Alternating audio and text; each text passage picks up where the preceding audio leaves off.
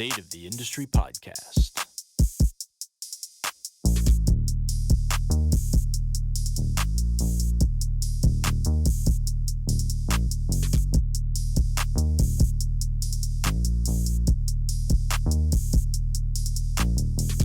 And here we go. This episode is brought to you by KP Movement Education, your source for health and movement education and coaching. Whether you are a health or fitness professional, a fitness consumer, or perhaps a passive bystander, KP believes that everyone deserves the right to pain-free movement. That's why their memberships and services are designed to educate, empower, and inspire you to create a culture of movement for yourself and those around you. With 2 membership options, you'll find education surrounding developing at-home training programs for yourself or for others, mental health and exercise, lifestyle medicine, and much, much more. Check it out at kineticperformance.ca/memberships. That's kineticperformance.ca/memberships. Hey, Fit Fam, welcome back to the State of the Industry podcast. I am your host, Adam Youngsma. In this week's episode, we talk all things recovery with one of the top high-performance strategists around, Dr. Brandon Marcello. Brandon has over 20 years experience in the performance enhancement industry, where he brings innovation, education, and proven application to the worlds of sport performance, health, fitness, and wellness. With his extensive involvement in both the applied and research worlds, he has implemented successful high-performance training programs for professional, Olympic, and collegiate athletes. He's also worked extensively with individuals and organizations, taking them to the next level through multi-year and one-time human performance consulting projects in the United States and abroad. Dr. Marcello is a recognized author, researcher, and international presenter. He routinely speaks around the world on a number of topics pertaining to elite-level performance. His work appears regularly in numerous journals, textbooks, and periodicals, and he has also served as a consultant to the U.S. military, many Division I programs, international sports federations, as well as Adidas, Under Armour, and Nike. So sit back, relax, and I will see you on the other side. Welcome, Brandon Marcello, to the State of the Industry podcast. Thanks for joining us. Pleasure to be here. Thanks for having me. Yeah, it's a pleasure.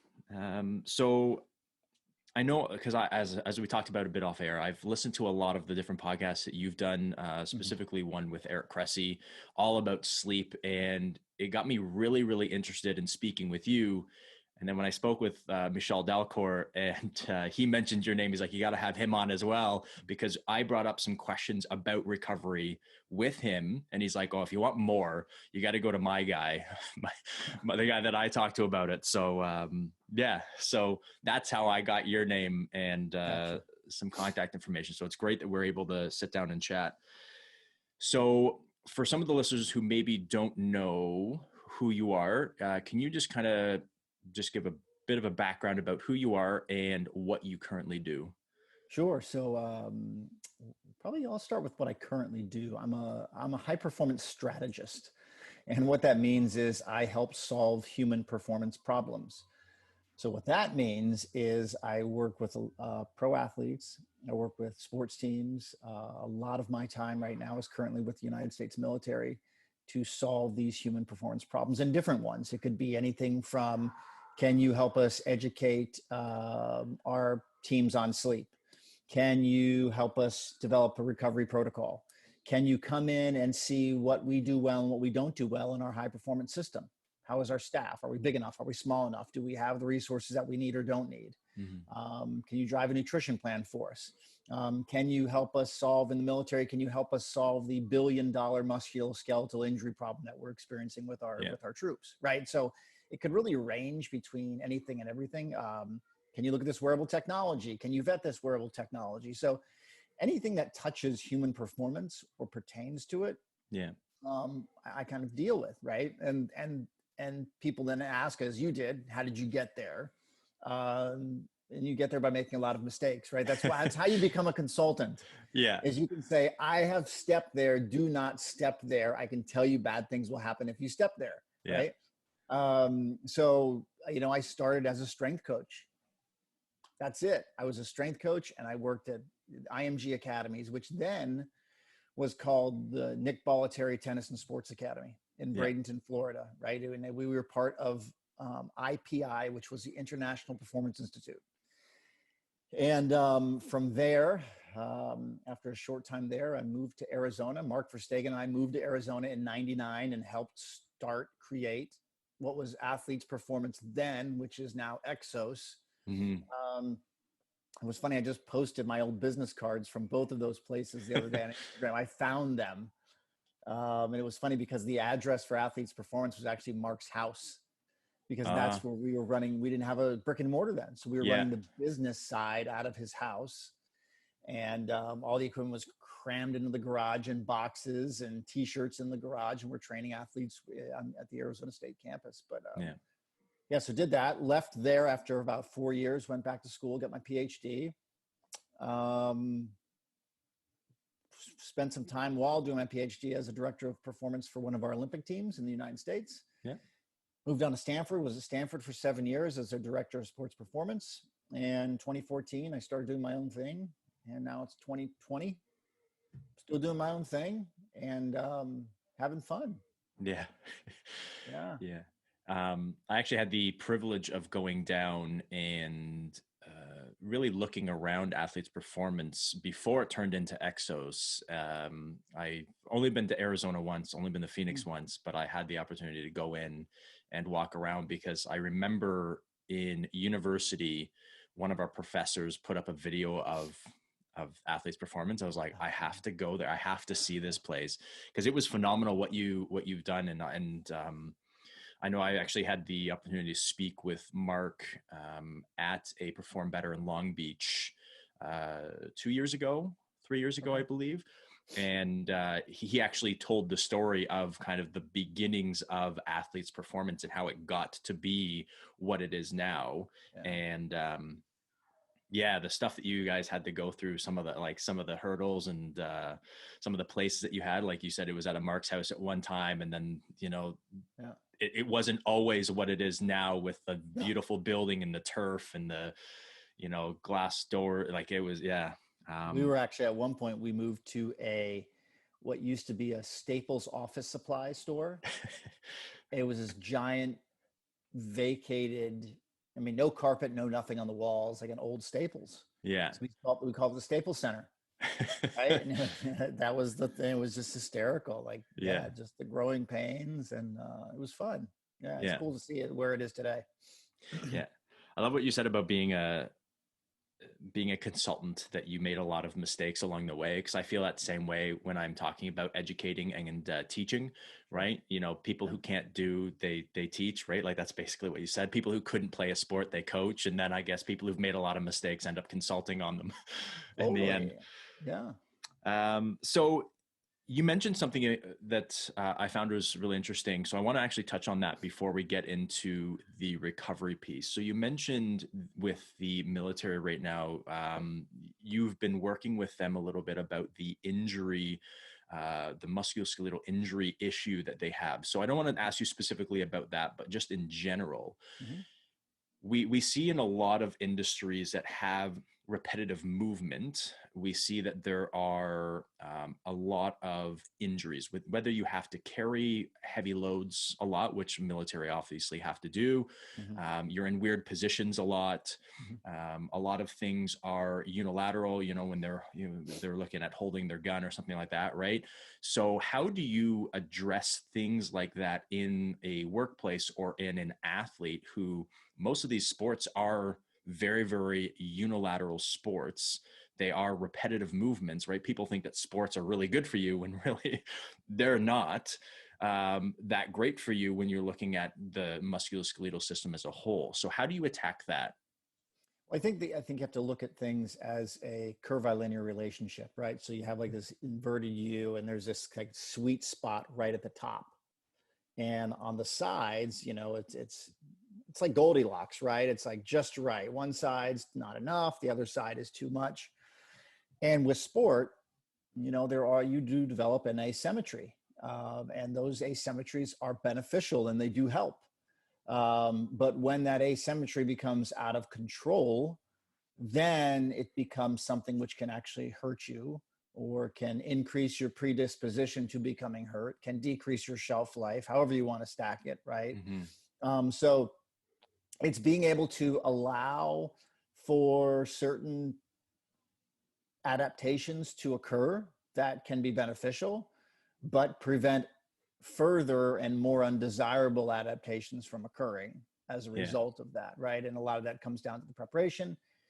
And whether it's an athlete or whether it's a soldier or whether it's a special operator or whether it's just, a physician or stay-at-home dad, if we neglect the human system, we're going to be less apt to perform at our best. So many times in the world of athletics, we're like, okay, I'm working with a basketball player. How do I make them a better basketball player? Or working with like a war fighter. How do you make them a better war fighter? I think we should start by making them better humans. Yeah. And if you optimize the human capability, then whatever road they choose to go down, like I said, stay-at-home dad, soldier, physician, teacher, whatever, right? Gamer, then they have a greater chance of being their best. The odds are stacked in their favor. Yeah.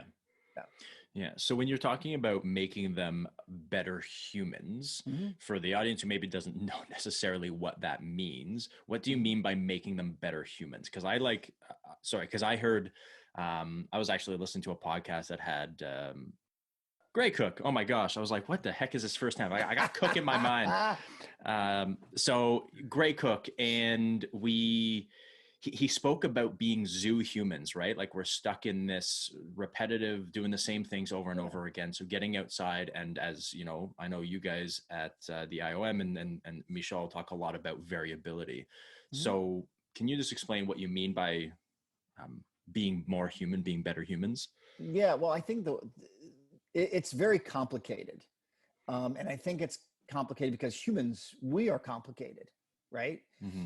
And so I'll talk about a project that I just finished up maybe two or 3 years ago now with the military, and it was to develop a framework to assess human performance. And so I developed a framework. It has over 100 elements and their connections that make up performance. So for instance, there's a social, emotional, physical, and cognitive piece of it, right? We get so caught up in the physical world. We think physical all the time, because it's easy. We can see it. I can see myself changing body compositionally. I can see my strength numbers improve. I can run farther, right?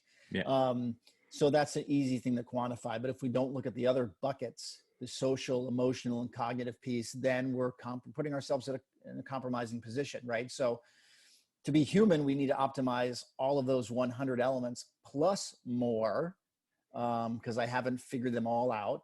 And they could be different for everybody, right? It could be physiology needs to be optimized. It could be their social circles need to be optimized. It could be their microbiome needs to be optimized for somebody else. It could be their sleep for somebody else. It could be sleep and nutrition. It could be, movement competencies, physical literacy, and, fluid intelligence, right? Emotional intelligence versus other people. A ton of different variables. So what I mean is, if we can figure out a way on just the basic level to optimize physically, cognitively, socially, and emotionally, then we'll be in a better position. So then the organism itself is in a better position for adaptation, and then being able to withstand, forces or things kind of outside of what their norm is. 100%. Like Are we putting our bodies in the best position to accept training and to express our abilities as humans? And be resilient while doing it. 100%. Let's talk a little bit about recovery. So I want to start off with just kind of the bigger picture about what the actual components of recovery, because we often think, as you said, about the physical side of things, but what does recovery entail, and how can we take a more of a broader look at that? Yeah. So recovery can entail anything that allows you to become, to calm the levels of the nervous system, to relax the levels of the nervous system, to um, bring about more of a parasympathetic state. And again, that can be done a number of ways. You just mentioned it, we get stuck in the physical state. And there might be a time when we need to focus physically on recovery, but there is something to be said for, going out with some friends and having a glass of wine and being social. Hmm. There is a recovery component to it. An example I use is like, it's the holiday time, the whole family's together, they're around the dinner table, dessert is being served, and you have one family member that's really worried about their weight. Yeah. And they're trying to cut back, and they're just, so they're abstaining from dessert. No, I'm not going to have any. And Hmm. they're sitting there around the table, and because that was a physical decision that drove them not to have dessert, they are missing out the social, the cognitive, and emotional piece. Yeah. So there's probably a net negative which is occurring, Yeah. right? Because they are afraid to consume this sugary piece of cake, Yeah. right? But rather, if they just consumed it and laughed and enjoyed their time, there'd probably be a huge net positive compared to the negative aspects of consuming that one piece of cake, right? Yeah. And that's Yeah. the thing. It's like Hmm. each component, there's a different weight with each scenario, and what can it bring you, and how can it enrich you as a human and optimize your physiology and recover you, right? Yeah. So yeah. Yeah, I love that because I think that's a big discussion to have specifically surrounding nutrition and weight, because a lot of people, they get stuck into like this fear of food, right? So, or they do it in hiding and then they feel ashamed about it. And when you think about that, that's even worse, being ashamed and hiding it, because you then have, as you said, that emotional, that cognitive kind of negative, as well as the physical negative from having it. So yeah, I like that. I like the way you said that. So when we're looking at recovery as a whole, then how can we start to kind of tease out some of the misconceptions that a lot of people have about recovery? Because when people think recovery, they think about just sleep, eat, uh, what else, breathe, right? Like breathing's a big thing now in recovery. And so when we're looking at maybe not sports specifically, but maybe training, um, what are some of the misconceptions surrounding nutrient timing, surrounding sleep timing, even training, like what time to train and the Yeah. amount of time between sessions? um I think the one thing which is lacking in all of these scenarios is context. Mm-hmm. And people like to just take the broad brush and paint everybody with it. And the wonderful thing about being individuals is that we are individual, Mm-hmm. right? We are not the same. Yeah. Sure, we share same physiological principles and same anatomical principles, but not everybody is the same. Even twins are not the same, Yeah. right? There are on a certain level, but they're individuals at the end of the day. Mm-hmm. So I think wrapping things in context is essential. So specifically to your question, like you mentioned, like nutrient timing. Mm-hmm. We know that that anabolic window that we used to think was within that 20 minutes after exercise. Oops, right? We were wrong, Yeah. right? But that's the beautiful thing about the scientific process, and the beautiful thing about science is that science and scientists leave breadcrumbs when they Yeah. do research. And so you read through that research study, and then there's this part at the end called limitations. And they even talk about them in the discussion too, right? And, Yeah. geez, if we were to do this again, this is what we would do differently. Yeah.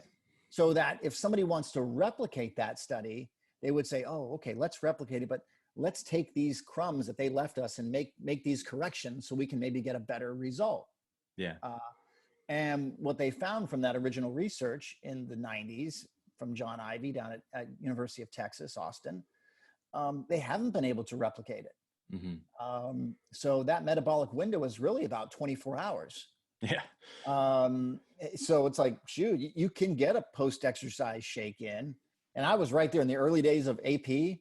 I mean, Yeah. we're whipping out the shakes. We got them lined up. Names are on them. And we finish the workout. Go get your shakes. Then we'll finish recovery. Yeah. Now, if it's a way of getting your athlete or your client or just somebody some decent quality nutrition because they don't eat very well, by all means, consume it. Yeah. But educate them, because we do have a responsibility to educate them on what we now know, which is, you know what, we were wrong. Yeah. Science has evolved, and we found out that really, from a standpoint of, you know, an anabolic window, this really isn't helping you.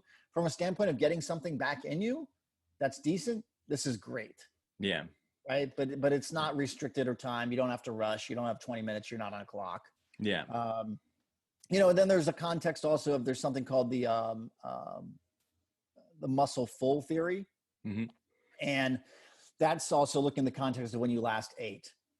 Yeah. So, you know, if I'm going in and doing an afternoon workout at 4 p.m. and I haven't eaten anything since 8 a.m, right now, that post-exercise shake may serve a better purpose.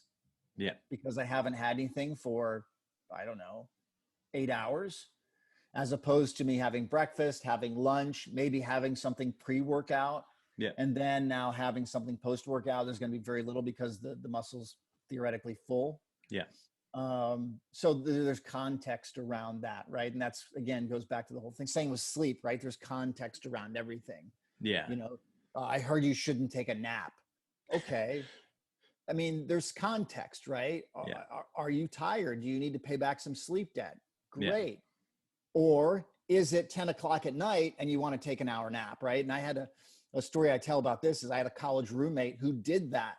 He said, man, I'm tired. And 9 o'clock at night, he goes and lies down. And he gets up like at 11:30 at night. I was like, man, I needed that. And I'm like, dude, you're going to have trouble going to sleep? He goes, nah, I'll be fine. I go to bed. I wake up the next morning to be at the weight room at 6:30. So I walk out of my room at like 6:10 and he's there watching TV and using, you know, clicking away. I'm like, couldn't sleep. He goes, no, I don't know why. Damn this thing. So, and it's like, if I have an idea, right? But this is one of those things where it's like, you know, there's context that has to be really wrapped around everything. Yeah. Whether it's recovery, sleep, nutrition, HRV, all of these metrics that we use to measure things. Yeah. If they lack context, then that's where we get into trouble. Yeah. Yeah. Then that thing's interesting. I only ever did that, like sleeping late, is after like a long day. And then I was going to go out that night and I needed a little boost before I went out when I was in university. Yep. Yeah, but never just a random nap at 9:30. If it's 9:30, I'm probably just going to bed at that point. So you mentioned something that I want to talk a little about. So when we're looking at a specific client,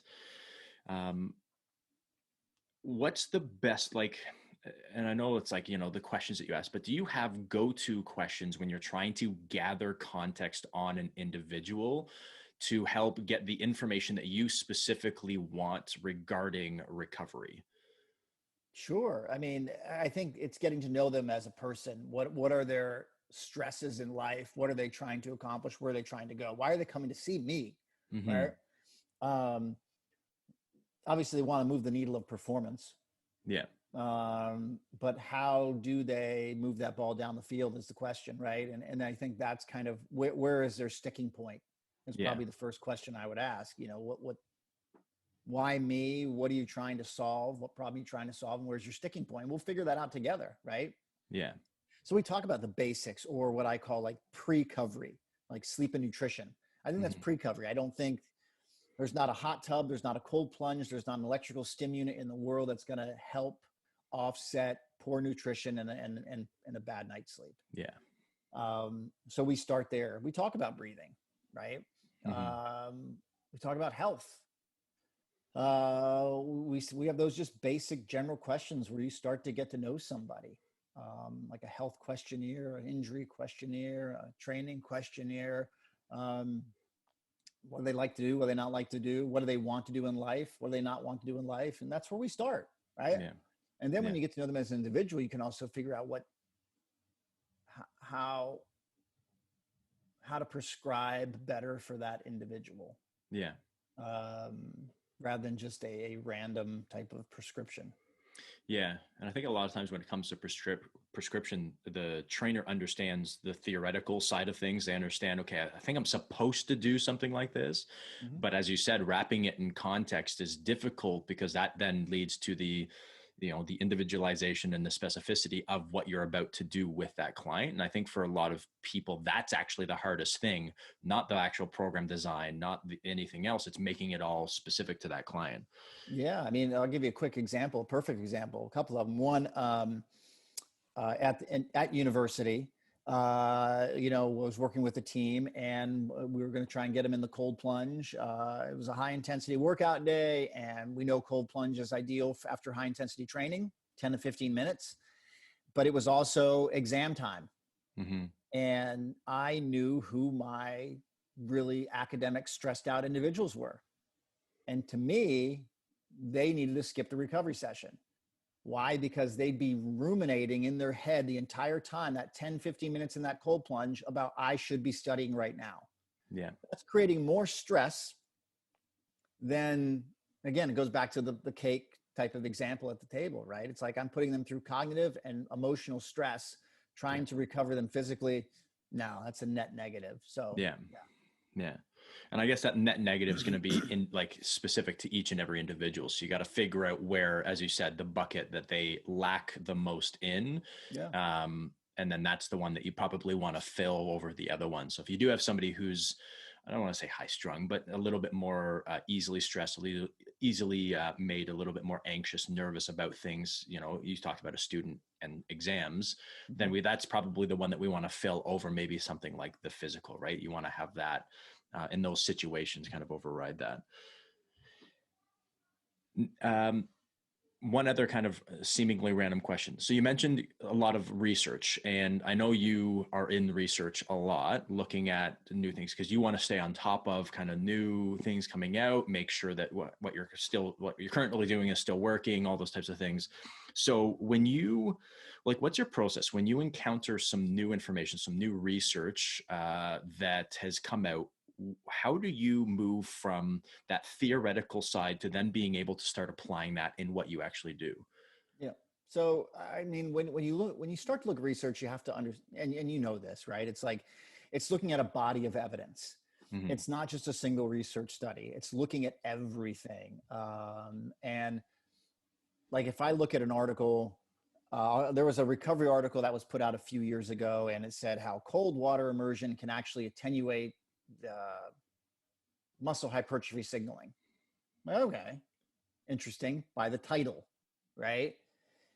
Then I went and just started reading the study. And the first thing I do is, after reading the study, is I look at the references. Mm-hmm. What did this study reference? Who did they reference? Did they reference the people that they should be referencing, like the leaders in the field, like the experts in the field, or did they skip them? If they skip them, I'm starting to wonder why. Yeah. Was it deliberate, or did they not know it? So I start to ask some questions there.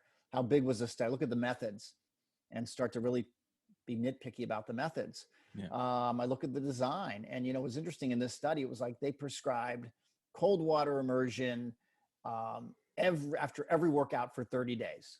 Mm-hmm. Oh, interesting. I would not have done that, right? Because that is not the protocol in which I would prescribe, and it's not the protocol which is recommended in the literature for recovery with cold water immersion. Yeah. So it's like, man, they didn't even look at this stuff. Mm-hmm. So I think there's sometimes a gap there, saying, well, what is the applied world doing?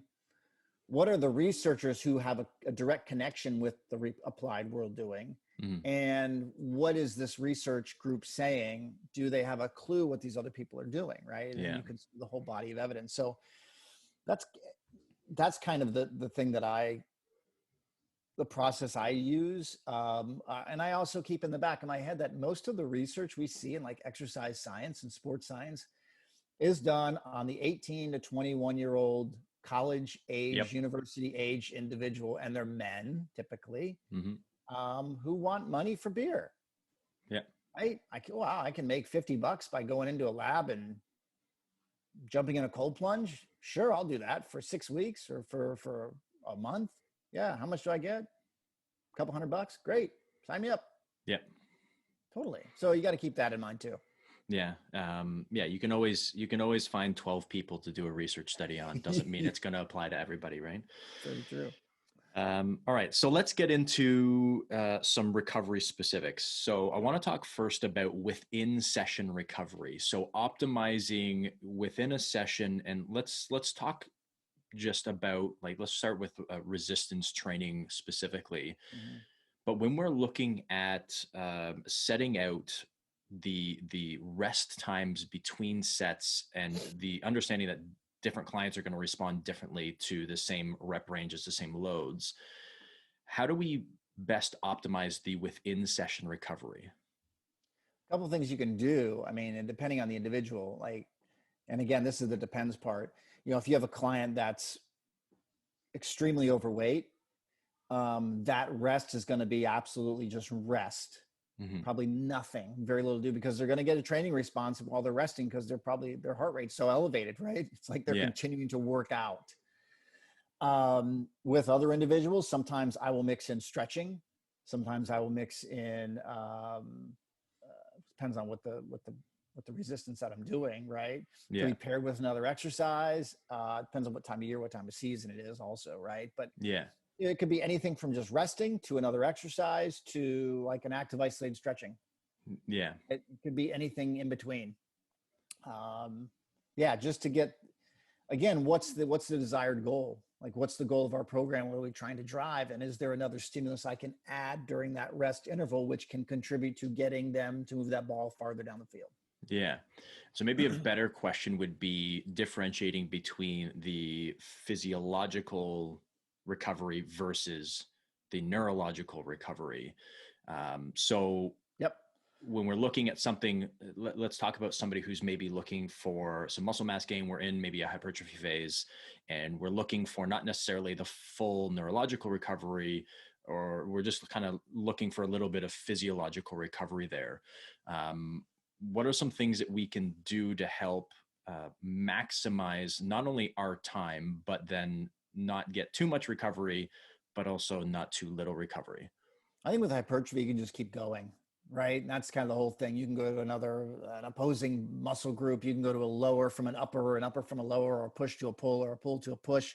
Mm-hmm. You made a great point when you brought up neurological recovery, because the nervous system takes 7 to 10 times longer to recover. A nervous cell takes 7 to 10 times longer to recover than a muscle cell.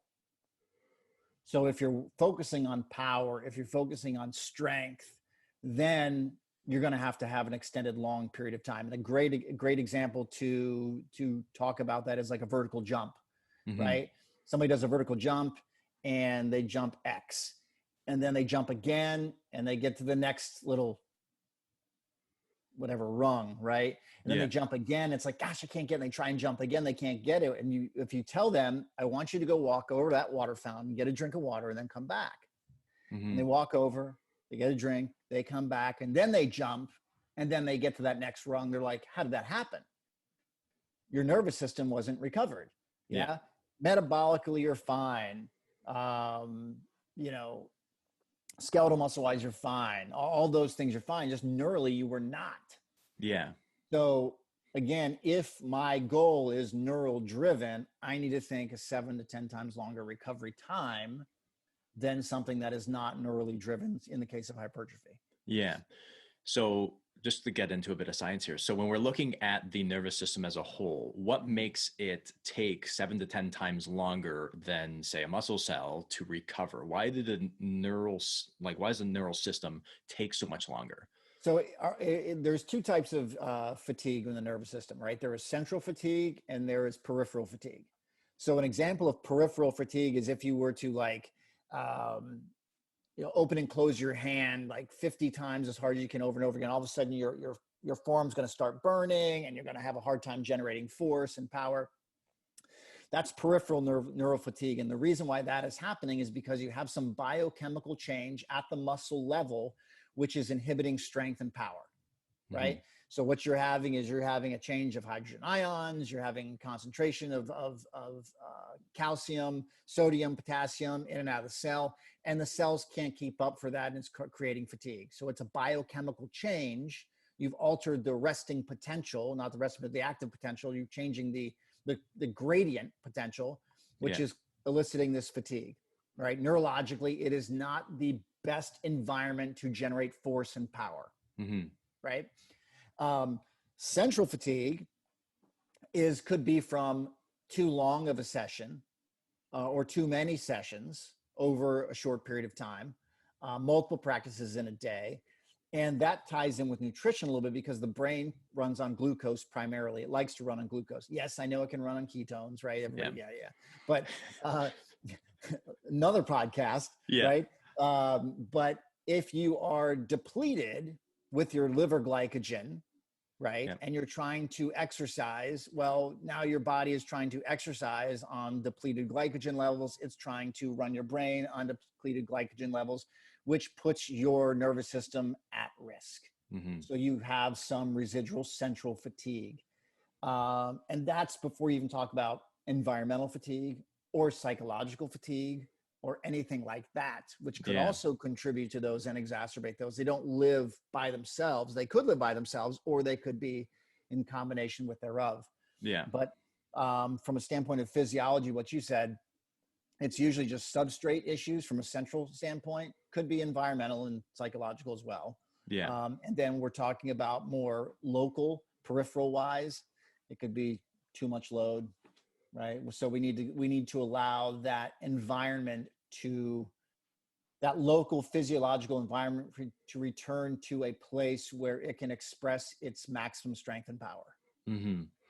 So typically when you're looking at central fatigue, you're looking at, okay, with a person coming into the session, how are they kind of mentally, emotionally prior to the session, right? Like what environment are they coming from? They have a stressful day at work, or, maybe if they're an athlete, a stressful game, the night before, and they're coming into a recovery session. And then when you're looking at where they're going to, right? Or going to, have they traveled? Are they used to training in an arid and cool environment? Now are they in hot and humid, or vice versa? Right. So those things need to be considered as well.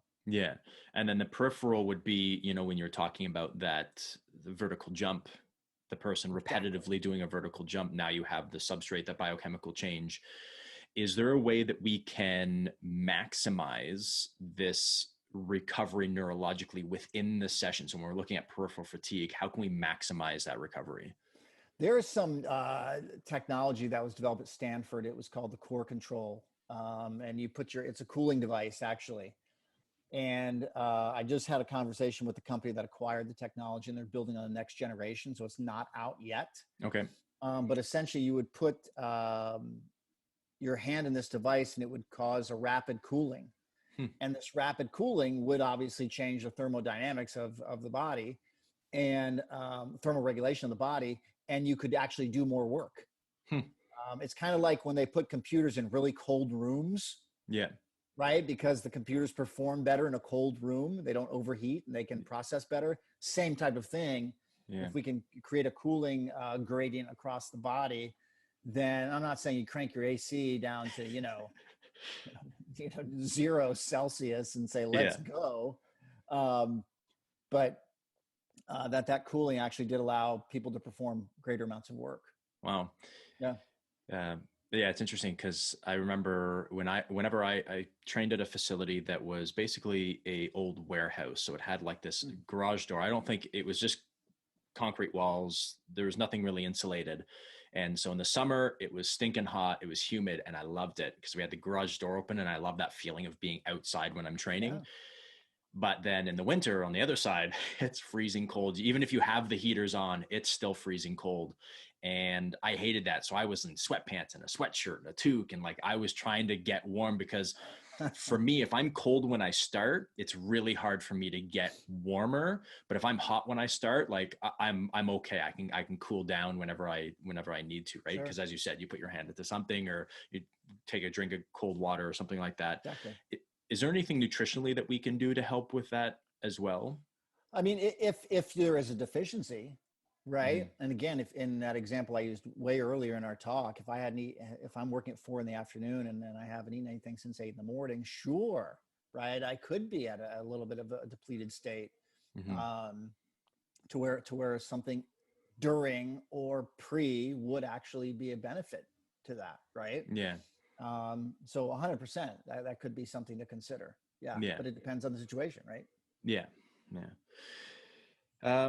So let's talk now, because that's all the kind of within session recovery. Can we now talk about kind of the between session recovery? So looking between, and I know, like I mentioned in the notes, maximizing our adaptation to whatever stimulus we're putting in, whether we're looking for muscular endurance, cardiorespiratory endurance, whether we're looking at anything surrounding muscle mass, strength. How do we maximize or ensure that we're maximizing our clients' recovery between sessions? So I think the first thing to do is you need to consider, again, talking about what we're trying to recover. We're trying to recover the nervous system. Hmm. It's not about DOMS or delayed onset of muscle soreness. It's not, everybody focuses on that aspect of recovery and saying, oh, if I'm not sore, I'm recovering. I'm concerned about recovering the nervous system. Hmm. Then that person can come back the next day, do more or equal to what they've done before, and then hopefully they will see their gains faster than Yeah. somebody who's tired. That's the whole purpose of recovery, right?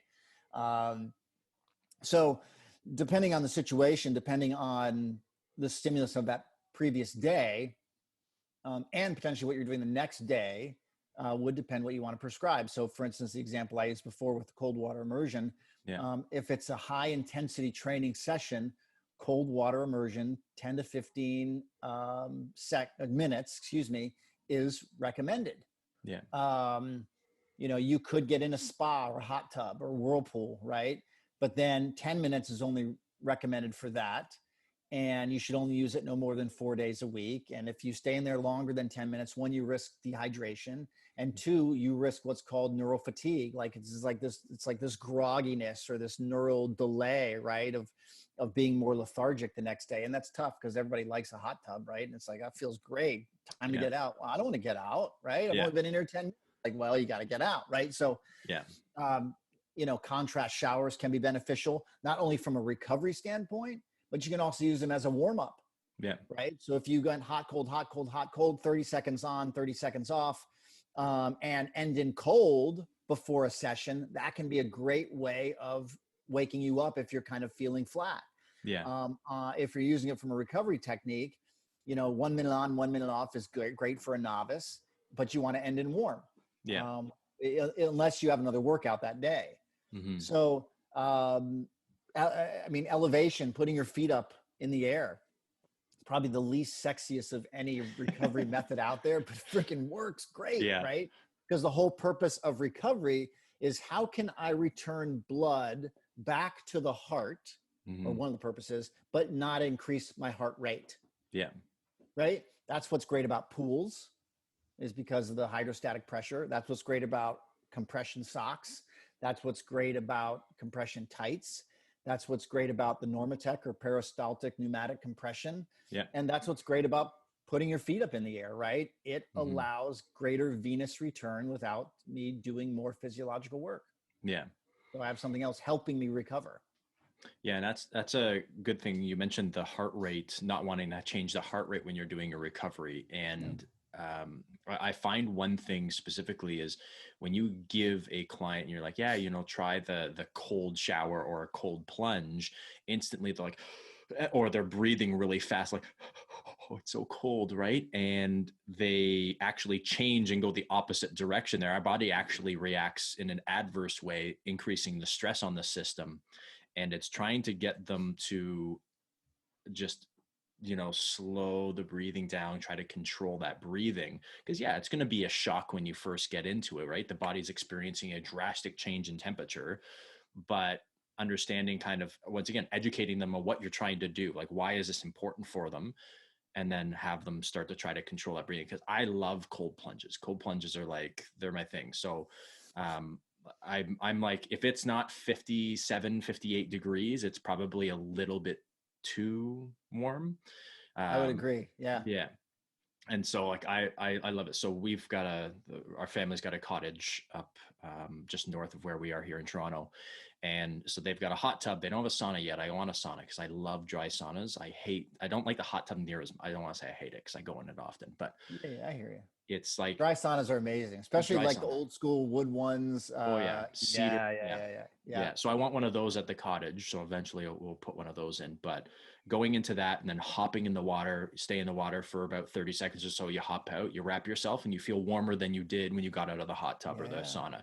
And it's just, it's crazy that that heat kind of gets into the core. And then as soon as you hop in the cold, it shrinks it, Yeah. you get all the blood vessels on the surface constricting, and then all of a sudden it's like all that heat stuck inside. And you're like, wow, why am I so warm? I just hopped out of 57-degree water, right? Or that cold plunge, but that's actually holding the heat in and getting that blood, as you said, pumping that blood back into the center because it's pushing it out. Most of these hydrotherapy protocols um, are the ones that were used in like Roman times. It's like, traditional Chinese medicine, right? Acupuncture, right? It's been around for thousands of years. Roman bathhouses have been around were started a long, long time ago. And many of those protocols, people use them for health and longevity and wellness. And those are a lot of the protocols which we still use today Yeah. when prescribing to athletes. Yeah. Yeah. Unbeknownst to a lot of people, but Yeah. yeah. I say this on a lot of podcasts, it seems, but it's amazing how much the body knows and can kind of figure out without all the sign. Like the body's just smart, right? Like it's like, Totally. I talk about this with recovery, and I had a post on Instagram about this where I'm like, the body knows which position it wants to go into to recover the best. Like it's naturally going to go there. So, you always hear coaches yelling at people, stand up tall, don't sit down, don't lie This down, whole don't do this. thing. Yeah. And it's like, if the person wants to lie down on their back because their body's telling them that that's the best position to make it easy on their heart, I think that's actually probably a smart position to be in, Right. rather than standing up, walking around with my arms over my head. Right. Yeah. So, I like that the body, even when we're looking back then, the bathhouses and the, like saunas have been around for a long period of time too. Right. And cold plunges, like just being able to use those You to just have to give maximize the recovery. body a chance. Yeah. Give it an opportunity to do its thing. Yeah. Yeah. Every now and then, if I do a high intensity, I get that feeling that I just need sugar, right? Because my body already knows, like my blood sugar is sitting low here. I've just drained all the muscle glycogen and probably a lot of that liver glycogen. My blood sugar's down. My brain's like, what's going on? And I'm like, I just need some sugar. So it's often like a quick little shot of orange juice or something like that, just to get it into me. And then you go, or maybe a fruit smoothie or something like that, with some protein or whatever. But so can we just discuss really quickly super compensation? Because this is a question that I get asked a lot. So I want to get actually your kind of ideas surrounding it, because it's talked about a lot in personal training, in strength and conditioning, and yet I feel as though it's people overcomplicate it and they don't quite understand how to apply it to their training. So can you just talk about super compensation? What it is? So what it is that when we have a baseline level of performance wherever we are today, right?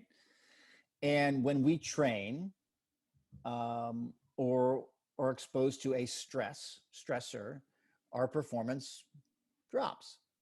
So if that stress is me curling a 25-pound weight for 3 sets of or 4 sets of 15, my performance drops. That's the stress, and that's what's supposed to happen. If I do enough recovery, and in conjunction with that training, all of a sudden now that 25 pounds is easier. Mm-hmm. So now I've my level of performance, instead of 25 pounds, is now 30 pounds.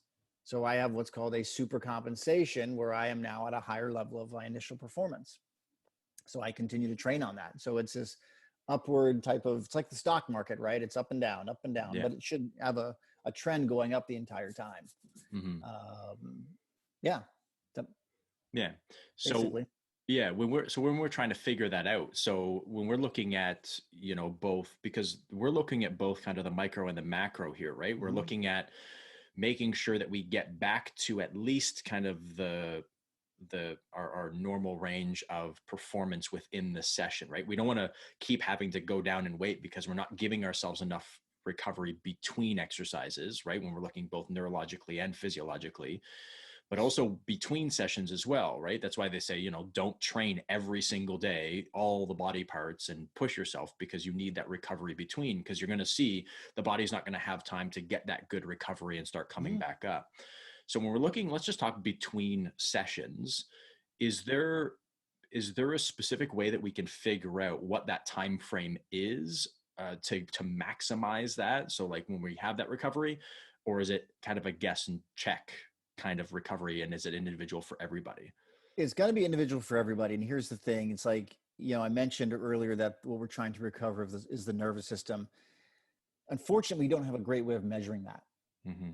and that's the problem. Like, we know what we want to measure, but there's not really a good way of measuring it. Yeah. So how do we measure the nervous system? What are their available methods? Well, we can measure heart rate variability. Eh. We can measure alpha amylase, which is saliva in the Mm-hmm. saliva. Eh. We can measure galvanic skin temperature. Eh. So right, it's like these are indirect ways of measuring autonomic function. Mm-hmm. Um, some aren't practical. Most are overly optimistic, Yeah. right? And then that's the problem, Yeah. right? So right now, unfortunately, we're doing a lot of guesswork, Mm-hmm. and we're monitoring. How are people doing? Monitoring because the body's only stimulus and response. That's it, Yeah. right? What is the stimulus I'm doing, and what is the response I'm seeing? If my athletes are not seeing the desired response, I need to look at my stimulus, Yeah. because that needs to change.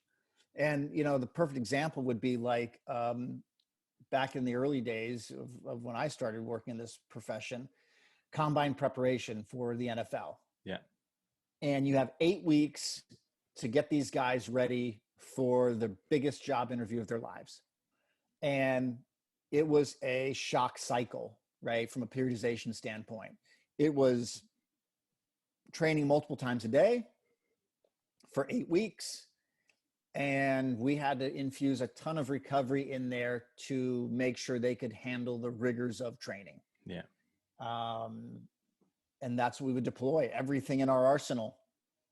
We didn't have the ability to measure nervous system function other than the ability for them to perform the next workout Yeah. to the same level of quality, Mm-hmm. which is very telling, right? This person seems much more fatigued. This person wouldn't. That's what we talk about in meetings, right? In between sessions.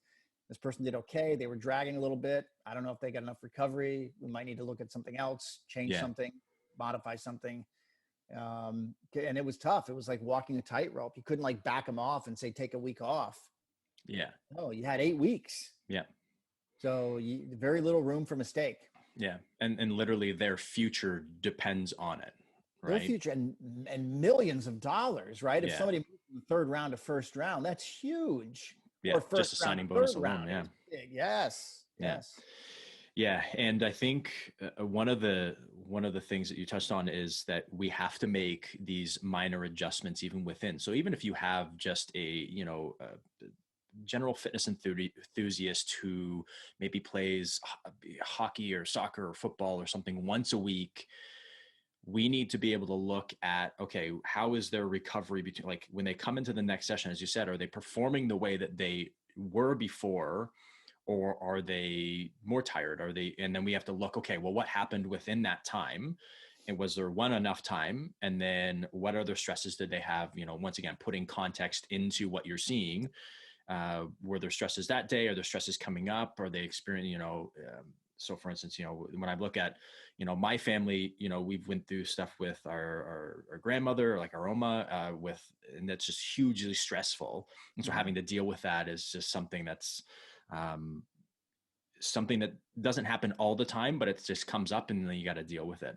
And I think being able to make those minor adjustments within that. And as you said, looking at, okay, well, what did I do? And then I'm not getting the response. So do I add more rest time between my sessions? Because typically they're like, you have 24 hours between, or 48 hours, I guess, like give a full day between the same body part, right? If you're going to push it, at least for recovery. But that's, once again, as you said, is going to be individual for everybody. Some people recover very, very quickly and are efficient with it. And then some people don't. And so being able to work in those strategies for that. That's like saying 8 hours of sleep is right for everybody. Yeah. Yeah. And I want to talk all about sleep, but we are going to do that in part number 2, because I have a whole host of questions about sleep. And so we'll make that part number 2 pretty much all about sleep.